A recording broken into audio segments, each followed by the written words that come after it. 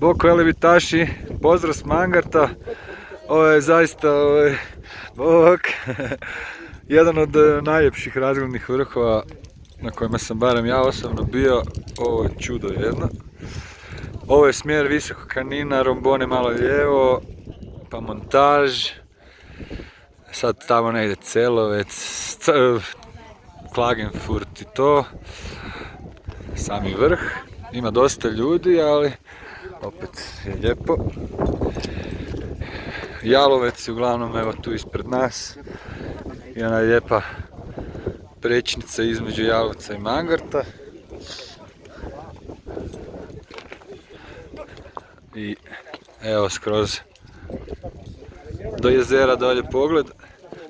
To bi trebalo biti ono mjesto Belopeška. Valjda. Ali kiće da ga zna. U svakom slučaju ljepota živa.